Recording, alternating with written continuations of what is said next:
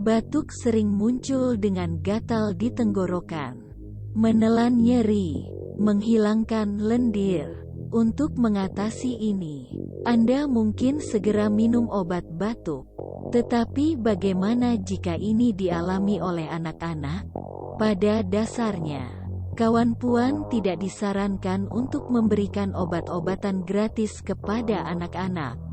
Alih-alih memberikan obat-obatan yang dijual dengan bebas, cobalah menggunakan bahan-bahan alami untuk menangani batuk pada anak-anak.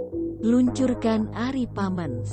Berikut adalah 3 obat batuk alami untuk anak-anak seperti madu batuk relief efektif. Berikut adalah 4 obat batuk alami yang mudah ditemukan.